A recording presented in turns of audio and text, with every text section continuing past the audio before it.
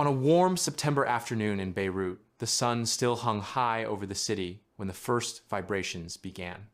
It was 3:30 on the 17th day of the month, and across the southern districts, a familiar buzz rippled through markets, office corridors, crowded apartment blocks, and government buildings. Men in plain clothes, some in fatigues, some dressed like shopkeepers, all reached reflexively to their belts and shirt pockets. To them, the pagers were nothing more than tools of survival, the lifeline of a movement that believed it had finally outwitted Israeli surveillance. For a heartbeat, there was only the sound of traffic and bargaining and televisions humming in the background. Then, the world folded in on itself. A series of sharp, contained blasts tore through bodies rather than buildings. Pockets erupted in bursts of flame and shrapnel. Devices clutched in hands became fist-sized grenades. In the span of seconds, thousands of tiny explosions punctured the city's noise with a staccato of horror. Men dropped where they stood, clutching their hips, their stomachs, their faces. Blood spread across market tiles and car seats, soaked into office carpets, streaked the walls of stairwells. Screams drowned out the honking of cars and the calls to prayer drifting over the rooftops. Within minutes, emergency lines were jammed, ambulances weaving through gridlocked streets, sirens wailing in panicked harmony. Hospitals from the southern suburbs to central Beirut were swamped with casualties, many missing fingers, hands, and eyes, others torn open at the waist where the small devices had rested. A dozen people died in the initial chaos, including bystanders and relatives unlucky enough to stand close to the men whose pagers detonated. More than 2,000 were injured, many of them hardened fighters, who now stared at the ruined stumps of their hands in stunned disbelief. The Lebanese government declared a state of emergency as television screens filled with images of bloodied corridors and men in olive drab trousers lying on gurneys, clutching what was left of their faces. Within hours, intelligence services far beyond Lebanon quietly reached the same conclusion. This was no freak malfunction, no catastrophic manufacturing defect. It was a deliberate, orchestrated attack that had required years of planning and access to a supply chain so deeply compromised that the victims themselves had carried the weapons to the point of detonation. There was, in reality, only one intelligence service on Earth that everyone instinctively suspected, an organization with both the technical sophistication and the cold patience to turn a security upgrade into a trap: Israel's Mossad. To understand how the pagers had become weapons, one had to go back a few years to meetings in underground bunkers and safe houses where Hezbollah's leadership reviewed the wreckage of previous Israeli operations. For much of the early 2020s, Israeli intelligence had hunted its opponents by following the digital crumbs their smartphones shed with every call, every message, every casual glance at a map. Phones had become homing beacons that guided drones, precision missiles, and assassins with unnerving accuracy. Hardened commanders had been reduced to dots on a screen, tracked and eliminated because they could not live without the glowing rectangles in their pockets. The organization's Secretary General, Hassan Nasrallah, finally concluded that the very symbols of modern life had become death sentences. In the year 2022, he ordered a sweeping overhaul of communications. Senior figures were instructed to abandon smartphones completely. The directive was not framed as a recommendation. It was enforced with internal discipline and quiet threats. Modern devices were to be surrendered. Those who clung to them risked not just reprimands, but suspicion. In a world of leaks and informants, a phone became proof of either recklessness or betrayal. In their place, Hezbollah turned to an unlikely savior from the past: pagers. Devices that most of the world had consigned to history were, in the group's eyes, the perfect compromise. They received short radio-borne messages, yet did not constantly broadcast their location through cellular towers or global positioning satellites. They were too simple for sophisticated spyware, too dumb to betray their owners via malicious apps or hidden microphones. The leadership dressed the decision up as a technological retreat in service of security, a deliberate move back into the last decade of the 20th century. Front companies, travel agencies, and trading firms were quietly retooled to conceal procurement. Middlemen in Europe and the Middle East negotiated contracts with Asian manufacturers and regional distributors for thousands of units. Officially, the devices were destined for hospitals, logistics companies, and industrial sites. Unofficially, they were earmarked for fighters and couriers in Lebanon, Syria, and beyond. Bank transfers were routed through layers of cutouts. Shipping manifests were adjusted and rewritten. On the surface, the supply chain looked messy but ordinary, one more thread in the tangled fabric of global electronics distribution. What Hezbollah did not fully grasp was that by stepping backward in time technologically, it had moved directly onto terrain that Israeli intelligence had been preparing for years. The very simplicity that made pagers attractive also made the entire network dependent on a finite number of suppliers, a limited set of routes, and predictable procurement habits. For an adversary willing to patiently map every link, that predictability was a gift. The first indication that Hezbollah's new lifeline could be turned into a weapon came not from a dramatic intercept, but from painstaking financial and commercial analysis. Israeli intelligence officers in Tel Aviv, Haifa, and European capitals followed the paperwork. Small but regular payments from obscure Lebanese firms to a cluster of electronics distributors in Central and Eastern Europe, orders placed for a specific model of pager manufactured in East Asia under a mid-range brand name that rarely caught headlines. Analysts in unit portfolios flagged patterns that repeated over months. Recurring shipments from a particular Taiwanese factory, routed through warehouses in Central Europe before heading toward ports that serviced the Eastern Mediterranean. The chain was long, but not infinite. Mossad officers and allied military intelligence units began methodically probing the weak points. A logistics manager with gambling debts in one country, a warehouse supervisor with an unremarkable life but a vulnerable child needing expensive treatment, an ambitious mid-level executive in a distribution company who resented being passed over for promotion. These people did not know each other, but they all became pieces on a chessboard that Mossad quietly rearranged. Underneath it all, a new corporate facade appeared. A modest but well-structured distribution company registered in a Central European state, audited, taxed, and outwardly devoted to the movement of niche communications equipment.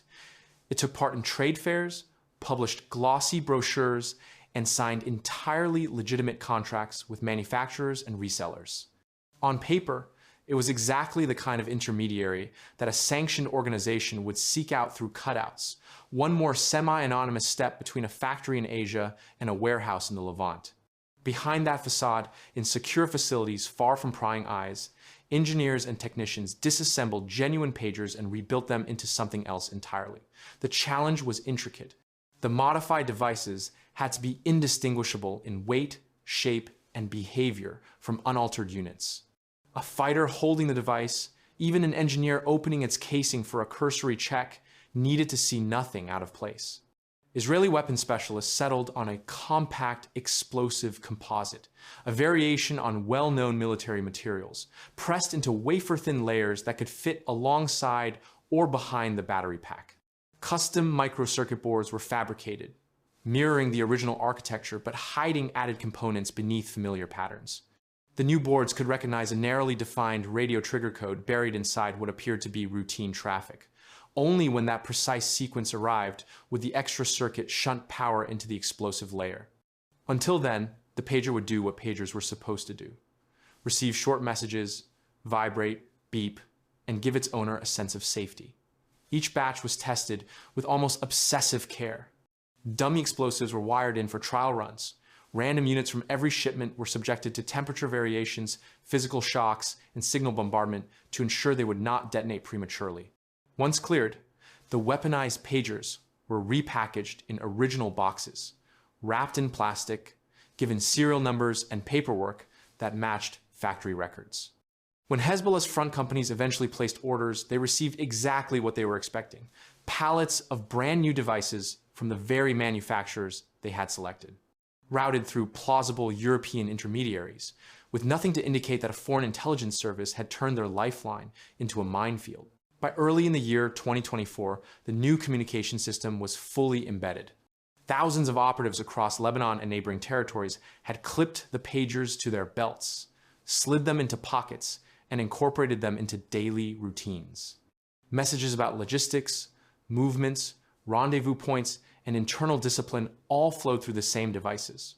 From Mossad's perspective, the trap had finally closed. But the hardest part of the operation was not the engineering or the infiltration. It was restraint. Weaponized pagers represented a single-use asset. Once detonated, the enemy would never again trust that model, that brand, or perhaps any commercial device not produced under their direct control. The advantage had to be spent at exactly the right moment. Throughout that year, Israeli intelligence watched the border with Lebanon with growing concern. Skirmishes and rocket fire intensified as Hezbollah sought to tie Israel down while war raged in Gaza. Surveillance drones and listening posts recorded more activity along the frontier, new observation posts, redeployed units, and signals of preparations for potentially larger operations. Analysts at the Kiryat, in Tel Aviv, in northern command centers, and at Mossad headquarters assembled a picture that pointed toward escalation. Some assessments warned that Hezbollah could soon attempt a coordinated campaign of rocket barrages and cross-border raids, opening a second front at a time when Israel's forces were already stretched. In secure conference rooms, senior officials weighed their options. The director of Mossad, the chief of military intelligence, and the Israel Defense Forces top command outlined both the promise and the cost of triggering the pagers. On the one hand, simultaneous detonation could shatter Hezbollah's command and control, turning its hardened operatives into wounded patients and throwing its communication network into disarray. On the other, the very act of detonating explosives in crowded civilian areas would carry humanitarian and diplomatic consequences. The pagers were carried everywhere, to marketplaces, hospitals, mosques, and homes. There was no way to ensure that only fighters would bleed. The political leadership, including the prime minister and defense minister, listened to grimly detailed briefings. Legal advisors and strategic planners were asked to model likely international reactions, measured against the cost of failing to act and facing a larger, bloodier war later. After months of quiet debate, a narrow inner circle gave the green light. The operation's final stage was placed under strict secrecy, compartmentalized so tightly that many of those who had helped build the trap remained unaware that detonation was imminent. A date was chosen in early September, with intelligence indicating that a large share of Hezbollah's mid-level commanders and couriers would be in urban environments accessible to the devices, but away from frontline positions. Afternoon hours were selected deliberately. At that time of day, pagers were most likely to be carried on the body, checked regularly, and close at hand. The final technical preparations moved quickly. Signal specialists refined the trigger code, ensuring it would blend seamlessly into routine traffic. Units responsible for transmission arranged platforms, ground stations, airborne relays, and perhaps assets offshore to blanket Lebanon with a synchronized signal. When the hour came, all that remained was to press a button and allow years of preparation to unleash themselves in an instant. The moment of execution was almost anticlimactic for those in the control rooms. A command was entered, a confirmation sequence began, and an invisible wave of radio energy swept over Lebanon. For the men on the receiving end, however, the world changed in a heartbeat. In the southern suburbs of Beirut, in the Bekaa Valley, in coastal towns like Sidon and Tyre, and in smaller villages where Hezbollah's presence was woven into the local fabric, pagers vibrated in eerie unison. Some displayed a simple line of text, a short phrase that drew the eye without hinting at danger. Others merely buzzed as they always had, demanding attention. Fighters, drivers, office functionaries, and field commanders reached instinctively for the devices. Some lifted them toward their faces. Others pressed them against their hips as they fumbled for keys or cash with their free hand. Then the charges fired. Hundreds of tiny, focused blasts erupted almost simultaneously, each one too small to demolish a building, but more than enough to rip apart flesh at contact distance. In cars, Drivers screamed and lost control, their legs shredded where the devices had rested in their pockets. In apartments, children bolted at the sound of the explosions as fathers crumpled onto tiled floors. In hospitals, where some operatives worked in civilian roles, pagers detonated amid patients and staff, turning sterile corridors into scenes of chaos. Ambulances already heading toward initial blast sites were rocked by secondary explosions as additional devices went off inside, wounding medics and relatives who had clambered aboard. Within the first hour, emergency rooms across Beirut were operating beyond capacity. Surgeons moved from one operating theater to the next, confronted with the same pattern: localized but devastating injuries to hands, lower abdomens, thighs, and faces, wounds that betrayed the intimate proximity of the explosive to the body. Lebanese television channels, scrambling for information, initially spoke of a coordinated bombing campaign, perhaps a wave of planted devices or a mysterious new weapon. Footage from markets and streets suggested something stranger. There were no shattered storefronts, no vehicles flipped over, no cratered asphalt. Instead, cameras captured dazed men staring at smoldering scraps of plastic and metal on the ground, fragments shaped suspiciously like personal devices. It did not take long for the pattern to coalesce. The victims, overwhelmingly, were men linked to Hezbollah, couriers, local coordinators, security staff, and mid-ranking commanders. As the organization's internal security apparatus pieced together the evidence, a sickening realization spread through its ranks. The very instruments they had trusted to keep them safe had been turned into precision weapons. In underground bunkers and improvised command posts, attempts to coordinate a response sputtered and stalled. Senior figures could not reach their deputies because the network that connected them had been obliterated. Alternative channels existed, but they were patchy and less secure, never intended to carry the full burden of operational traffic. For a crucial window of time, Hezbollah was half blind and half deaf, wounded and unable to fully understand the scope of what had just occurred. Outside Lebanon, the reverberations of the pager detonations traveled at a different speed. Intelligence agencies in Europe, North America, and the broader Middle East watched the incoming footage and read early situation reports with a mix of professional admiration and unease. Within secure analytical cells, the working assumption was almost universal. Only Israel possessed both the motive and the capability to execute an operation of this nature on such a scale. Publicly, however, governments were cautious. Western capitals that privately regarded Hezbollah as a dangerous proxy force saw little reason to mourn the crippling of its communications, but the method stirred uncomfortable questions. Briefing papers circulated in foreign ministries and defense departments, highlighting the precedent being set. If a state could weaponize commercial electronics in bulk through supply chain infiltration, that tactic might one day be directed at diplomats, soldiers, or critical workers in other conflicts. Human rights organizations seizing on early casualty figures condemned the attack as a form of indiscriminate warfare. Statements pointed out that detonating thousands of concealed explosives in busy civilian areas, even if the intended targets were members of an armed organization, almost guaranteed collateral casualties. The deaths of children, passers-by, and medical personnel injured in secondary explosions inside hospitals became focal points in calls for investigations. At the United Nations, delegations demanded clarity on whether such operations violated prohibitions on booby traps and weapons that cannot adequately distinguish between combatants and civilians. Legal scholars debated whether a personal communications device used by members of an armed group could be considered a legitimate military objective if it was carried everywhere, including into spaces where civilians were present. Israeli officials responded with studied ambiguity.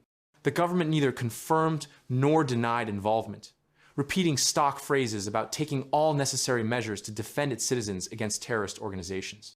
Off the record, some officials hinted that any casualties had been overwhelmingly among combatants, arguing that Hezbollah had made a deliberate choice to embed its operational infrastructure within civilian environments. Within Israel itself, Leaks to the local press from unnamed security sources painted the operation as a triumph of ingenuity and patience. Newspapers and television commentators, while constrained by censorship on operational details, ran features on the country's tradition of using brains rather than sheer numbers to offset its adversaries' advantages. The narrative of a small state using precise surgical methods to defang a larger enemy resonated with a public wearied by years of war and rocket fire. In Tehran, the mood was darker. Iranian officials condemned the attack and blamed Israel outright, but their statements stopped short of promising direct retaliation. Instead, there was a palpable undercurrent of unease. Iran's security establishment understood that if Israel could worm its way into Hezbollah's procurement chains, it might also have found paths into other regional networks. The shockwaves from the pager detonations were not just physical. They shook confidence in the very idea that controlled, secretive organizations could protect themselves from technologically superior adversaries. In the months that followed, as Hezbollah struggled to rebuild a functioning communication system, intelligence professionals and military theorists around the world began dissecting the operation in closed-door seminars and classified reports. The attack became an instant case study in how modern conflict could be waged not just on battlefields, but deep within the supply chains that fed an adversary's infrastructure. For Hezbollah, the internal reckoning was brutal. Committees were formed to trace the path of the compromised pagers, which front companies had ordered them, which distributors had touched them, where inspection protocols had failed. But the deeper investigators dug, the more they realized the scale of the penetration. The problem was not a single corrupt official or a single intercepted shipment. It was systemic. Somewhere along the chain, perhaps at multiple points, Mossad had secured the ability to substitute, modify, or quietly alter devices without leaving obvious fingerprints. Short of building its own factories and shipping fleets, Hezbollah had no way to fully guarantee the integrity of imported electronics. The lesson was grim. The decision to adopt pagers had been framed as a return to simplicity, a move away from the vulnerabilities of hyper-connected technology. Instead, it had demonstrated that any device, no matter how old or basic, could be turned against its user if an adversary controlled the invisible stages between design and deployment. In Tel Aviv and at foreign intelligence schools, another set of lessons took root. The operation underscored the power of patience. Years of preparation had yielded an effect that conventional bombing campaigns and targeted assassinations could not easily reproduce. The simultaneous disabling of an entire command network, coupled with a psychological shock that would haunt survivors long after their physical wounds had healed. Mossad and its partners had turned commercial globalization into a weapon, exploiting the fact that very few organizations, even those obsessed with secrecy, truly understood every step their equipment took on its journey from factory to field. Strategists noted the risks as well as the gains. If such methods proliferated, states could find their own militaries vulnerable to similar attacks. Soldiers' radios, police body cameras, even medical equipment in field hospitals could, in theory, be compromised at their source. The line between a legitimate tactic against a militant organization and an unacceptable attack on civilian infrastructure would blur in practice, even if lawyers tried to keep it sharp on paper. For Hezbollah's rank and file, the impact was more personal and immediate. Every device became suspect. New radios, replacement pagers, secure phones, even batteries and chargers were treated with wary suspicion. Conspiracy theories flourished internally about who had enabled the penetration, who had failed to notice the danger, and whether foreign intelligence services had allies inside the organization. Paranoia, long a feature of clandestine movements, grew into a constant background condition. Operations slowed as extra checks were put in place. Resources that might have funded training, weapons, or social programs were diverted into counterintelligence reviews and equipment verification procedures that were still, in reality, inadequate against a state-level adversary. By the time analysts began calling the operation Grim Beeper in internal documents, its significance had already escaped the bounds of the Israel-Hezbollah conflict. The attack illuminated a new frontier in the shadow war between states and non-state actors, one where the battlefield was not only territory or cyberspace, but the invisible routes along which goods, money, and information flowed. The message to Israel's adversaries was stark. Distance no longer guaranteed safety. Secure bunkers and clandestine courier networks meant little if the objects carried into those spaces had been subtly altered before they ever crossed a border. Technology, whether cutting edge or archaic, could not be assumed neutral. It was wherever the most resourceful intelligence service decided to plant its flag. For Israel, the operation reinforced a long-standing doctrine: when outnumbered, compensate with intellect, innovation, and audacity. Unable to match the sheer volume of fighters or rockets amassed by hostile groups and their sponsors, the state doubled down on capabilities that multiplied the effect of each action. Turning thousands of pagers into booby-trapped talismans of false safety was an expression of that doctrine in its purest form. Yet even among some of the operation's architects and admirers, there were quiet worries about what had been unleashed. Supply chain warfare, once demonstrated, would be studied and imitated. Nations with fewer scruples or more desperation might adapt the concept and aim it not at armed groups, but at civilians, at critical infrastructure, or at the everyday devices that modern societies cannot do without. The thin line between tactical genius and strategic Pandora's box became a topic of sober reflection in think tanks and war colleges. For groups like Hezbollah, the conclusion was harsher still. They had learned, in the most painful way possible, that there was no safe harbor in the past. Retreating to old technology did not exempt them from the reach of a technologically superior foe. If anything, their reliance on a narrow set of legacy devices had made them easier to target. The illusion that one could step outside the digital battlefield by giving up smartphones and encrypted apps had been shattered by 3,000 small explosions that tore through pockets and palms.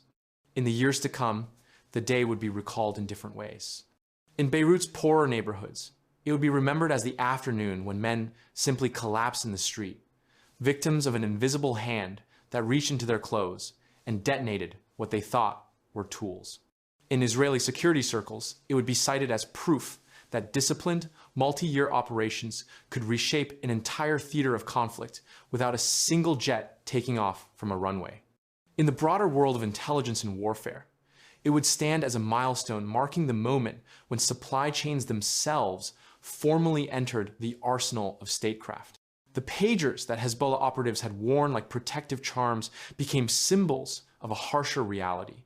In an era of globalized manufacturing and interconnected logistics, trust itself had become a battlefield, and any object, from the most advanced smartphone to the humblest beeping device, could be transformed into a weapon by those skilled enough, patient enough, and determined enough to rewrite the rules of the game.